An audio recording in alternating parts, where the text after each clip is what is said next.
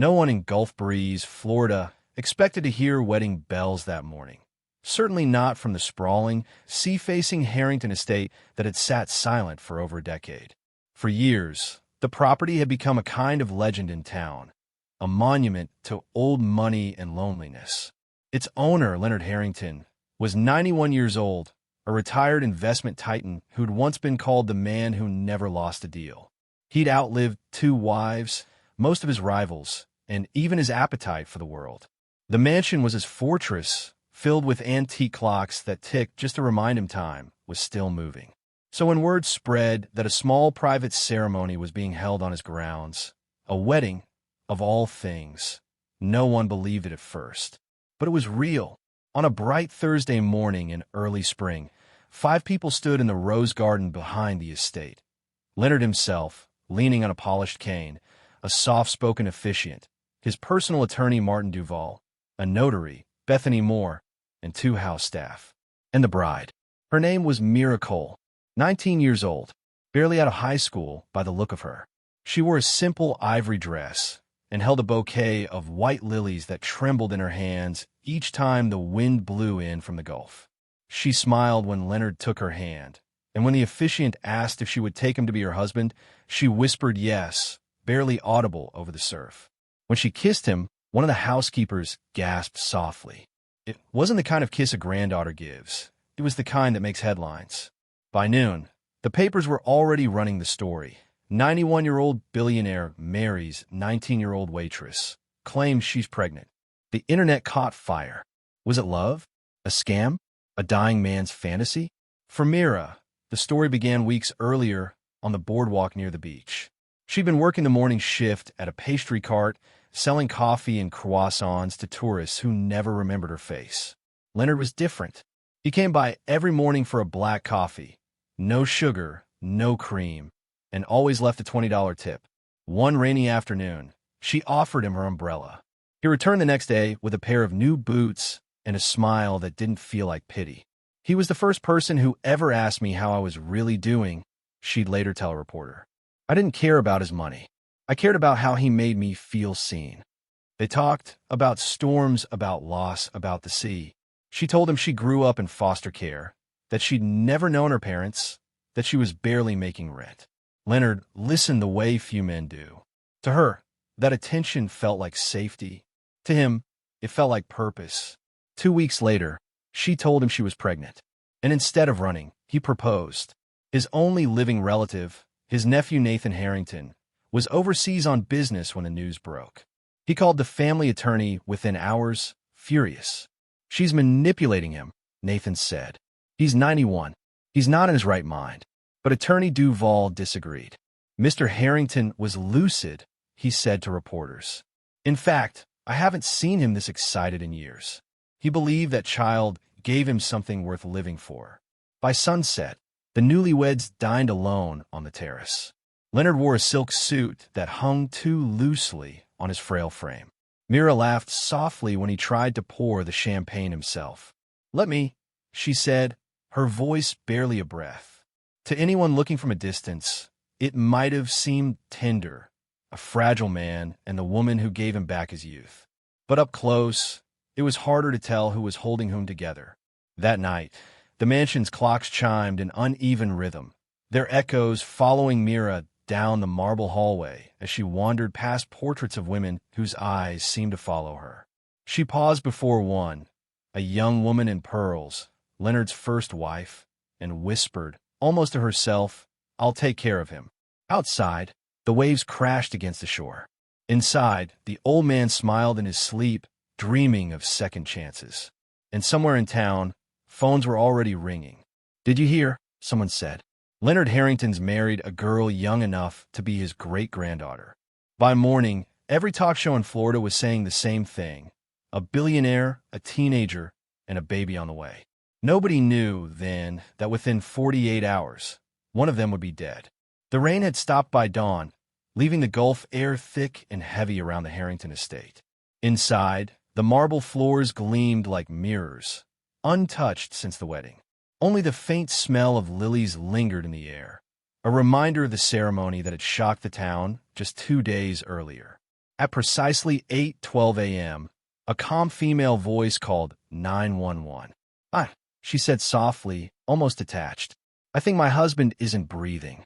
It was Mira Harrington, and on the other end of the line, the dispatcher could barely hear her over the rhythmic ticking of clocks echoing through the phone. When paramedics arrived, they found Leonard Harrington, 91, lying perfectly still on his king-sized bed. He was dressed in navy silk pajamas, hands folded neatly across his chest, a weighted blanket pulled up to his chin. No sign of trauma, no blood, no medicine bottles scattered around. Just a pale, peaceful face and a wedding ring still warm on his finger. Mira met the first responders at the door. Her hair was pulled back, her robe pressed and spotless. She didn't cry. She didn't ask questions. She simply said, "He was sleeping. He didn't wake up." The scene looked almost too perfect, like something arranged rather than discovered. By the time Detective Serena Holt of the Gulf County Sheriff's Department arrived, the coroner was already bagging evidence. "Natural causes," one of the EMTs muttered. "Guy's 91. Happens all the time." Serena didn't answer. She stood in the doorway, scanning the room. The curtains were half drawn, letting in thin beams of Florida sunlight. On the nightstand sat a half-empty glass of red wine and an open book of poetry. On the dresser, an empty space where a bottle of vintage wine had once rested. Downstairs, the housekeeper was trembling. "He had that wine every birthday," she said. "A Chateau Margaux from 1952. One bottle left. Now it's gone. And the security system went out last night for 3 hours. Never happened before." Serena's attention sharpened. "3 hours?" she asked. "Yes, ma'am. From midnight to 3. The cameras froze. No forced entry. No broken locks. No footprints on the wet terrace. But in a home where everything was logged, secured, and recorded, a 3-hour blackout meant only one thing. Someone inside wanted to disappear." When Serena questioned Mira, the young widow was composed, almost rehearsed. "He said he had a headache," she told the detective, eyes downcast. "He went to bed early. I didn't want to bother him, so I slept in the guest room." "Did you two have dinner together?" Serena asked. "Yes. Soup and salad. He wasn't very hungry." "Why?" Mira hesitated for half a breath. "A little. He opened it himself. He said it was a celebration." Serena studied her. How Myra's hands never fidgeted. How her answers came smooth and steady. How her eyes never quite met hers. It wasn't fear. It was control. The preliminary autopsy report arrived that afternoon. Cause of death, undetermined. No overdose, no visible signs of poison, no injury. Heart failure possible, but inconclusive until toxicology came back. But the timing was impossible to ignore. Leonard rewrote his will the day after his wedding, leaving everything, his estate, stocks, and offshore accounts, to his new wife and their unborn child. 48 hours later, he was dead. The tabloids exploded. Gold digger or grieving widow. The marriage that lasted 48 hours. Nathan Harrington returned from Switzerland that evening, storming past reporters. "She killed him," he shouted from the gates. "I don't care how. She did it." Meanwhile, Mira refused interviews. Her attorney released a single statement. "My client is devastated by the sudden loss of her husband. She intends to grieve privately and will not participate in this media circus." Behind closed doors, Detective Holt paced her office, reviewing the evidence. One missing bottle of 1952 Chateau Margaux. A 3-hour security glitch. A new will signed less than 2 days before death. A 19-year-old widow with no family, no past, and now more money than she could ever spend. But what unsettled Serena most wasn't the evidence. It was the tone of Myra's 911 call. Calm. Too calm. The voice of someone who'd already said goodbye. As night fell over the Gulf, Serena stepped out onto her porch, the hum of cicadas drowning the silence. Somewhere inside that mansion, something had gone wrong, and she could feel in her bones. Leonard Harrington hadn't just died. He'd been helped into silence. 2 days after Leonard Harrington's death, the reading of his will should have been a quiet formality. Instead, it detonated like a grenade inside Gulf Breeze's upper circles. The meeting took place in the same mahogany-paneled study where Leonard had signed the document just 72 hours before his heart stopped. The scent of cigar smoke and polish still lingered in the air, clinging to the velvet curtains that hadn't been drawn since the wedding. Attorney Martin Duval, Leonard's longtime counsel, sat at the head of the table, adjusting his glasses with nervous precision. Across from him sat Mira, dressed in black, her expression unreadable. On the far end, Nathan Harrington, Leonard's only surviving relative, drummed his fingers against the table's edge, barely concealing his fury. Martin cleared his throat. Mr. Harrington's final will and testament, executed on April 11th of this year, supersedes all prior versions. It has been duly witnessed and notarized by Ms. Bethany Moore. Nathan leaned forward. You mean the same Bethany Moore who also notarized the marriage license? His voice cut like glass. Martin didn't flinch. Correct. He unfolded the document, the paper crackling under the tension in the room. Clause 1. I, Leonard Samuel Harrington, being of sound mind and judgment, hereby leave the totality of my estate, inclusive of all holdings, accounts, and personal property, to my lawful wife, Mira Cole Harrington, and our unborn child, to be held in trust until said child reaches the age of 21. Silence. Nathan's face flushed crimson. You've got to be kidding me. Martin continued, his tone steady. Clause 2. In the event of my death prior to the birth of said child, my nephew, Nathaniel Harrington, is to be removed as both executor and beneficiary, effective immediately. That was it. The detonator. Nathan shot to his feet, knocking over his chair. This is fraud. He was 91, barely able to hold a pen. You expect anyone to believe he did this willingly? Mira didn't move. Her gaze stayed fixed on the table, fingers tracing the edge of her mourning veil like she was keeping herself tethered to the room. Martin sighed, sliding a small flash drive across the table. We recorded the signing. His hand was steady. His words were clear. He knew exactly what he was doing. Nathan's jaw tightened. She got to him. She poisoned him, mentally if not physically. Mr. Harrington, Martin interrupted, you were in Zurich when your uncle made his decision. You hadn't spoken in over 6 months. He told me himself. Nathan sees me as a wallet, not a man. Nathan froze, that line landing harder than any accusation. Outside, the press had gathered like vultures, cameras flashing through the estate gates. Every network from Miami to New York had the same headline waiting. Teen bride inherits $210 million. Family outraged. Detective Serena Holt watched the chaos unfold from her unmarked car parked across the street. She wasn't interested in the drama. She wanted answers. And something about the will didn't sit right. For one, it was too clean, airtight, no amendments, no loopholes. The notary, Bethany Moore, had signed off within an hour of the wedding ceremony. That alone was odd.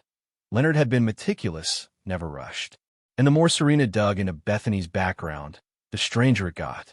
Bethany had once worked at a small bakery in Tampa. So had Mira, 2 years earlier. When Serena confronted her, Bethany's hand shook.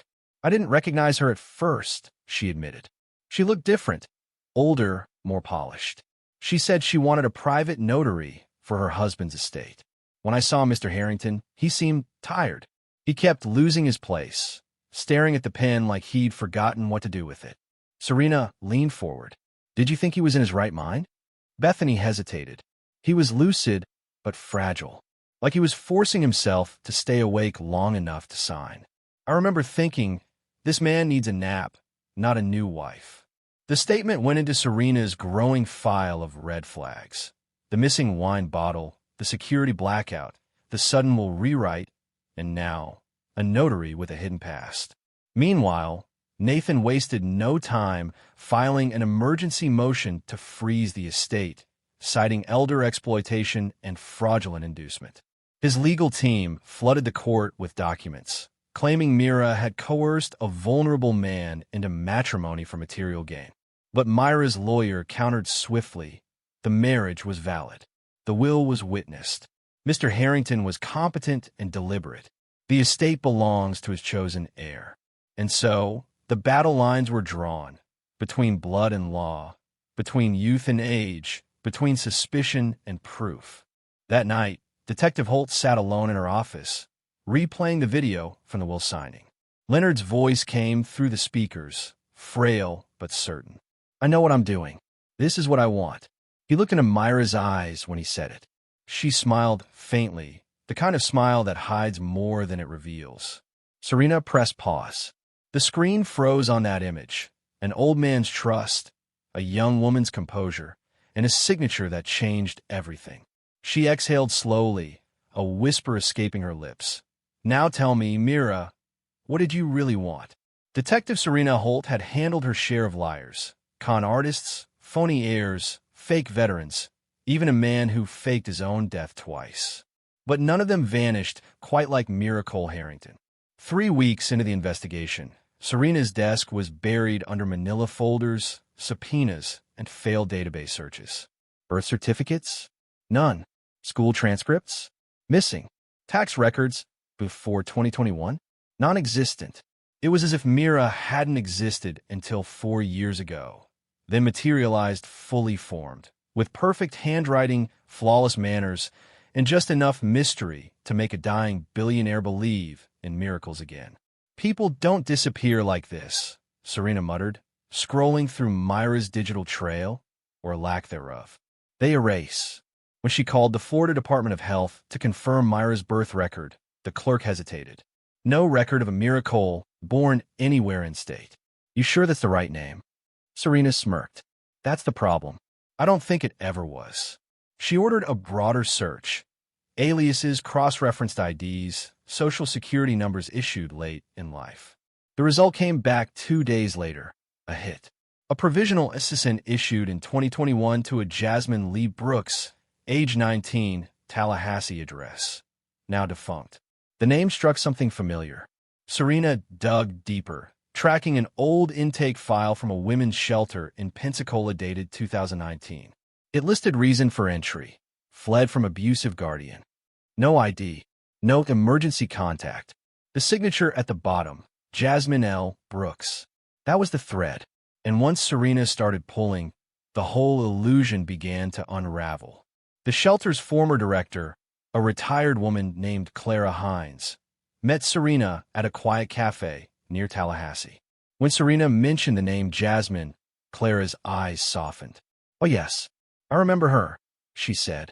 "Came in the middle of the night, barefoot, holding a backpack like her life depended on it. Wouldn't talk for a week. Just sat by the window, staring at the rain." "What was she running from?" Serena asked. Clara's voice lowered. "A man, wealthy, well-spoken. Said his name was Leonard Kane. Claimed he was her guardian, but she told me he wasn't. Said he offered her a job, school, a place to live. Then he started locking the doors, coming into her room at night." Serena's jaw clenched. "Was there ever a police report?" "She wouldn't file one," Clara said. "She told me, men like him always win." And maybe she was right, but she was smart, smarter than most girls her age. She read law books, watched documentaries, took notes on everything. She used to say, "If the world won't give me justice, I'll make my own." That line lingered with Serena long after she left the cafe. Back in her car, she scribbled in her notebook. Jasmine didn't vanish. She evolved. Mira wasn't born, she was built. Back at the precinct, Serena ran Leonard Kane's name. He was a retired executive, mid-70s, clean record. But there were 2 sealed civil suits in 2003 and 2005 involving inappropriate conduct with domestic employees. Both dismissed quietly. It was becoming clearer.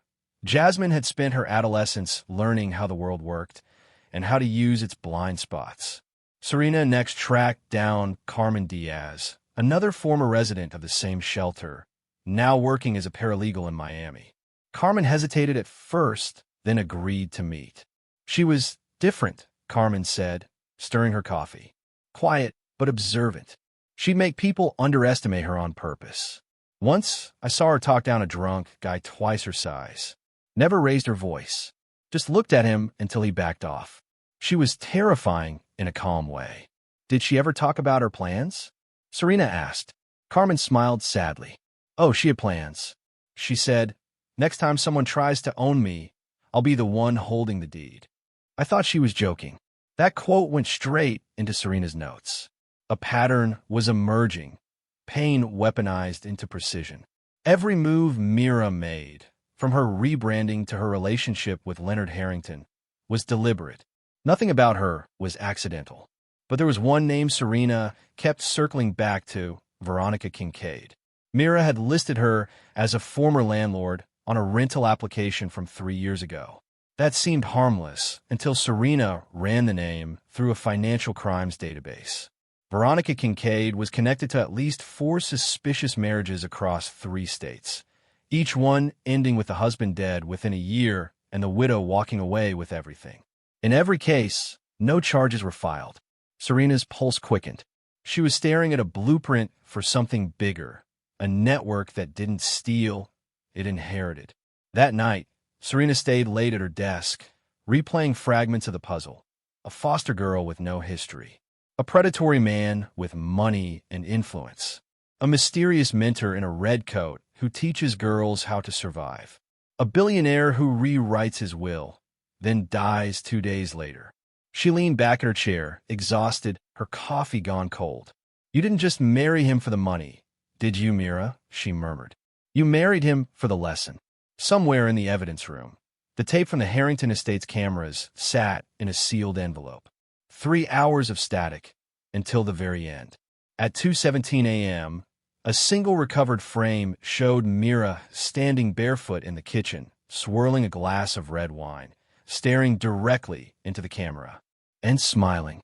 The timestamp matched the exact window of Leonard Harrington's death. Serena exhaled. "The girl with no past," she whispered. "But one hell of a plan." Detective Serena Holt had seen the name before. Veronica Kincaid, a footnote in financial crime reports, a ghost in background checks, a whisper attached to half a dozen dead men with rich bank accounts and beautiful young wives. But now, that name wasn't just a coincidence. It was a key. The trail began with a photo. It came from a dusty box of records recovered from an abandoned bakery in Tampa, Crimson Clover Holdings, LLC. On the surface, it was a failed pastry shop. In truth, it was a recruiting ground. Inside the box was a Polaroid, dated 2018, for women seated around a garden table, teacups in hand. At the center sat Veronica Kincaid, ageless, elegant, her red coat a bright slash against the faded background. To her right, unmistakably, was Mira, younger, darker hair, smiling faintly at the camera. Someone had scrawled on the back of the photo, "Learn the law. Own the room. Never seduce first." Serena felt a chill crawl up her spine. This wasn't chance. This was curriculum. Through a subpoena, she traced Veronica's old business filings. The bakery, the tutoring agency before that, the wellness foundation before that, all under different shells. Each dissolved quietly after a year or two, leaving no trace except a handful of graduates who later married into fortunes. And in every case, tragedy followed. A sudden illness, an unexpected fall, a quiet funeral. But none of it ever reached court. Veronica Kincaid was never charged, never even questioned. When Serena showed the photo to a retired FBI analyst, the woman didn't even blink. "You've stumbled onto what we used to call the inheritance ring," she said. "It's not official, but it's real. A network of women trained to infiltrate the lives of lonely, wealthy men. They don't steal. They inherit. They build trust, rewrite wills, and vanish before anyone can prove a thing." "Who trains them?" Serena asked. The analyst gave a humorless smile. "Who do you think?" That night, Serena dug into Veronica's past until her eyes burned. There were no birth records, no family, no marriage certificates, only property deeds. And one stood out, a lake house outside Savannah, Georgia. It had been purchased under an alias 15 years earlier. She booked a flight the next morning. The property looked abandoned, paint peeling, weeds creeping through the porch, but the red mailbox still read V. Kincaid. Inside, Serena found stacks of books, probate law made simple, power of attorney loopholes, the art of persuasion. On the mantel sat an antique clock, Its hand stopped at 2:17 a.m., the exact time Leonard Harrington had died. Coincidence or message? She flipped through a leather notebook left open on the kitchen counter. The handwriting was neat, deliberate. Men with legacies fear irrelevance. That's your entry point. A wedding ring is not a contract. A will is. Never get caught. If he dies happy, no jury will convict you. Serena closed the notebook slowly, her pulse steady but heavy.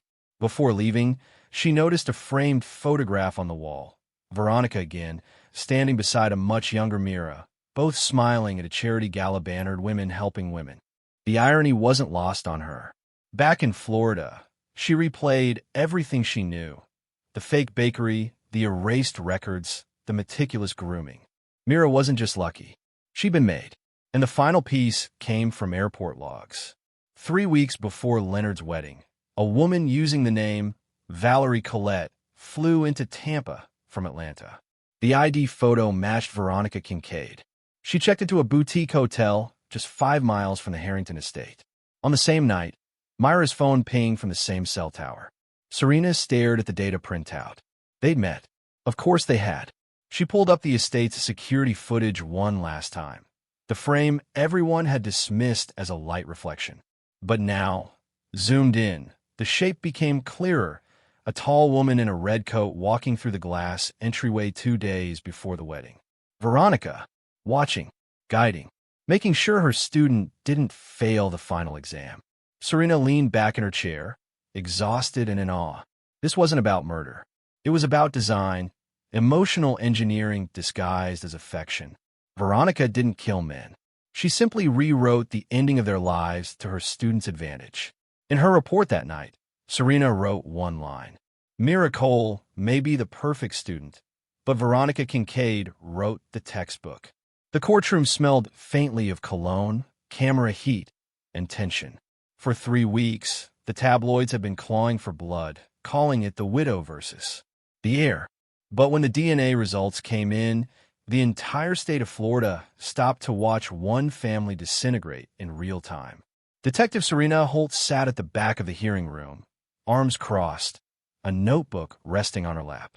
She'd seen messy inheritance fights before, but nothing like this. Not with this kind of twist. The judge cleared her throat. The results of the court-ordered paternity test have been returned and verified by an independent laboratory. Mira Cole Harrington didn't move. She sat perfectly still, her black dress and veil giving her the poise of a grieving widow, or the calm of a woman who already knew what was coming. Across the aisle, Nathan Harrington leaned forward, jaw tight, eyes bloodshot. His lawyers had been salivating for this moment, whispering for weeks that Mira had faked the pregnancy, or worse, claimed Leonard's unborn heir to secure his empire. The judge continued. Genetic analysis confirms that the deceased, Leonard Samuel Harrington, is not the biological father of the unborn child. A murmur swept through the courtroom like wind through dry grass. Nathan's lips curved into a triumphant sneer. He turned toward Mira and whispered, "Got you." But the judge wasn't finished. The DNA, however, matches with a 99.9% probability to Mr. Nathaniel Harrington. The room erupted. Reporters shot to their feet. Camera shutters exploded. Mira didn't flinch. Nathan's face went white, his body stiffening like he'd been struck. "That's impossible," he barked, half-standing. "She's lying. That test is rigged." His attorney tugged at his sleeve, whispering frantic damage control, but it was too late. The truth had hit like a grenade. Myra's baby wasn't Leonard's legacy. It was Nathan's shame. Serena watched him crumble in real time, his confidence draining into panic. She'd suspected the connection weeks earlier, but seeing the truth land in front of cameras was something else entirely. This wasn't just a scandal, it was a motive. Outside the courthouse, the story spread faster than the storm clouds gathering over the Gulf. Billionaire's widow pregnant with nephew's child. Family fortune, DNA deception, and a dead patriarch. Within hours, social media had turned the affair into a circus. Some saw Mira as a master manipulator. Others called her a survivor, a woman who turned her abuser's power against him. The lines blurred. Back at the precinct, Serena dug through 6 months of phone records and bank transfers. Nathan's life began to peel open like old wallpaper beneath the gloss of wealth. Rot. 3 large payments from offshore accounts to an alias, J.L. Brooks. Jasmine Lee Brooks. Myra's real name. The transfers dated back to 2021, long before Leonard's wedding. They weren't random. Each transaction coincided with a location Myra had lived in: Sarasota, Naples, and finally Gulf Breeze. Serena traced the money trail, then pulled archived security footage from a Naples hotel where Nathan had stayed under the name David Lane. The timestamp matched one of the payments. At 9:46 p.m., a young woman appeared beside him in the lobby, dark hair, nervous smile, carrying a small suitcase. Myra. She looked terrified. A former hotel maid later testified under sealed statement that she'd seen the girl crying in the hallway that night, whispering, "He said he'd take care of me, but now I'm the problem." Serena leaned back from her screen, her pen tapping against the desk. So that was it. Nathan hadn't been a victim of Myra's manipulation. He was her beginning. The man who'd taken advantage of a girl with nowhere else to go, who'd thought he could discard her like a rumor. And when she came back pregnant, and smarter, he panicked. In the digital archive, Serena found fragments of unsent drafts from Nathan's private email folder. They read like confessions disguised as threats. "You were supposed to disappear, Myra, not marry him. You should have taken care of it. This ruins everything. If you go through with this, I'll make sure the world knows what you are." Every line dripped with fear. Fear of exposure. Fear of losing everything. Serena printed them and pinned them above her desk next to the still image of Myra from the night of Leonard's death, barefoot in the kitchen, swirling wine, looking straight at the camera. A question clawed at her. Was Myra's revenge deliberate, or just destiny catching up? The toxicology report still hadn't offered smoking gun. There were faint traces of belladonna alkaloids, compounds from the deadly nightshade family, but too diluted to prove intent. It could have been accidental, environmental, or natural. But Serena didn't buy coincidence anymore. She reread Leonard's final journal entry, recovered from his study. The handwriting wavered, but the sentiment was heartbreakingly clear. "She tells me I make her feel safe. Maybe I want to believe her. Maybe at this age, that's enough. If this is love, I'll take it, whatever it costs." Serena closed the notebook, feeling the weight of every choice that had led here. Leonard had rewritten his will out of love or illusion. Myra had accepted it out of vengeance or survival. And Nathan? He'd sown the very seed of his ruin. By sunset, the tabloids had already chosen their sides. Myra was the femme fatale. Nathan was the hypocrite. Leonard was the fool. But Serena saw it differently. "This isn't a love triangle," she murmured to herself. "It's a circle, every one of them trapped inside the lie they built." She shut her file, watching the storm roll in from the ocean. Lightning flashed over the Harrington estate, illuminating the overgrown rose garden where the wedding had taken place just weeks earlier.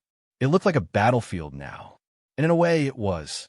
By the time the trial began, the Harrington scandal had devoured every talk show in America. Reporters camped outside the courthouse like it was a movie premiere. The story had everything: an old billionaire, a young bride, an inheritance worth $200 million, and a baby carrying the blood of both the accused and the accuser. Inside the courtroom, it was standing room only. Detectives, lawyers, bloggers, even true crime podcasters who'd flown in from L.A. Everyone wanted a glimpse of Myra Cole Harrington, the 19-year-old widow now being accused of the most calculated con in Gulf Breeze history. Judge Rosalind Tate, a woman whose patience was as short as her silver hair, opened the session with a warning. "This court is not here to entertain a spectacle. We are here to determine the validity of a legal will, the mental capacity of a deceased, and whether coercion or fraud influenced his final decisions. Nothing more." At the prosecution table sat Nathan Harrington, his face drawn and pale. He was supposed to inherit an empire. Now, he was the man who'd impregnated his uncle's wife. The tabloids called him the nephew father. His attorneys looked just as sick. Across the aisle, Myra sat beside her lawyer, Martin Duval, wearing a modest black dress and no jewelry. Her hair was tied back. She didn't look like a gold digger or a killer. She looked like someone attending her own funeral. Nathan's lawyer rose first, pacing in front of the jury. This young woman exploited a dying man's loneliness. She manipulated him with a false pregnancy, rewritten wills, and staged affection. She deceived Leonard Harrington into signing away everything he built. And when the truth threatened to surface, she silenced him permanently. He paused, letting the accusation sink in. This wasn't love. It was a con, one that ended in death. Serena Holt watched from the gallery, noting Myra's posture. Calm, still, not a twitch. The kind of composure only a woman who's been accused her whole life learns to master. When the defense took the floor, Duvall's tone was steady, almost mournful. Leonard Harrington was a sound mind. He knew what he wanted, and what he chose was her. Yes, Myra's child isn't his biologically, but you'll see from the evidence that he knew that, and he loved her anyway. Murmurs rippled through the crowd. Duvall clicked the remote, and a video flickered to life on the projector screen. It showed Leonard, weak but smiling, seated in his study 3 days before his death. His voice, though frail, carried conviction. I know what I'm doing. This is what I want. If it means I die with a smile on my face, so be it. The courtroom fell silent. Duvall turned toward the jury. That is not the voice of a victim. That is the voice of a man who finally found peace. Nathan's lawyer objected, calling the footage manipulated emotional theater, but the judge overruled. Next came the bombshell. The defense introduced a series of recovered messages, text fragments between Nathan and Mira from months before the wedding. The projector displayed them in stark black and white. Nathan, you can't tell him. Mira, I won't. But you owe me for this. Nathan, let me handle the wolf first. You owe me for this. Mira, you think you're untouchable. You're not. Nathan's face drained of color. His lawyer fumbled for an objection, but Judge Tate raised her hand. Sit down, counselor. Then came the Naples hotel footage, the same one Serena had dug up. It showed Nathan and Mira checking in under fake names. The timestamp, 6 months before Leonard's wedding. The room paid for in cash. The gallery gasped. One woman audibly whispered, "My God." Duvall approached the bench for his closing statement. This case is not about a con. It's about a choice. Leonard Harrington wasn't tricked into love. He walked into it willingly. He saw Mira not as a thief, but as a mirror. Someone who'd lived through the same loneliness, the same hunger to be seen. And for the first time in years, he felt alive. He paused, letting the silence stretch. We may not approve of what happened between them, but the law doesn't judge morality, it judges consent. And Leonard Harrington consented. When the gavel struck, the jury filed out for deliberation. Hours passed. Reporters refreshed their feeds every minute. At sunset, the forewoman returned with the verdict. We, the jury, find no evidence of fraud or coercion. The marriage is valid. The will stands. Nathan slumped in his seat, whispering something that sounded like a prayer or a curse. Mira didn't smile. She simply exhaled one trembling breath and closed her eyes. Judge Tate added quietly, "Mr. Harrington, your petition to contest the estate is denied. You will receive nothing." When the court adjourned, the crowd surged toward Mira. Flashes burst. Voices shouted her name. She didn't answer. She just stepped into a waiting car, pulled the door shut, and disappeared into the Florida dusk. Serena lingered outside, watching the reporters chase smoke. She'd seen many verdicts, but this one didn't feel like justice. It felt like surrender. Maybe that's the point, she murmured, watching the last light fade over the courthouse steps. Nobody wins when love becomes leverage. The rain returned to Gulf breeze the week the verdict came down, drumming softly over the iron gates of the Harrington estate. The mansion, once blinding in its grandeur, now sat hollow and gray against the sea. Inside, the clocks that had filled its halls with restless ticking were silent. Each one stopped at a different time, as if refusing to move forward without their master. Detective Serena Holt stood on the front steps one last time, watching the rose garden wilt under the weather. It had been 3 months since the court upheld the will and declared Nicole Harrington the rightful heir to the $210 million empire. 3 months since the young widow had walked out of court a free woman and vanished. There were no interviews, no public appearances, no statements. Mira simply evaporated. The day after the verdict, she withdrew every dollar from the estate accounts, signed closing documents for the mansion, and disappeared with her newborn son. The tabloids called it the perfect exit. Serena called it unfinished business. Officially, the Harrington case was closed. There was no proof of murder, only suspicions and poetic coincidences. The toxicology report remained inconclusive. The bottle of Chateau Margaux, 1952, was never found, and Leonard Harrington's cremation, carried out 72 hours after his death per his will, had burned the only real evidence that could have spoken for him. Still, Serena couldn't shake the feeling that somewhere between guilt and innocence, Mira had hidden the truth. Nathan Harrington didn't recover. The once celebrated heir spent his fortune trying to repair his reputation, but the world had already branded him the nephew who fathered his uncle's wife's child. His name became shorthand for scandal. The board of Harrington Holdings forced his resignation. The condo he moved into sat above a strip mall in Clearwater, where he lived out of sight, his empire reduced to dust. He never faced criminal charges, but humiliation was its own sentence. Rumor had it he started drinking heavily, muttering to bartenders about a girl who ruined him, though even he no longer seemed sure whether she'd ruined him, or simply revealed who he'd always been.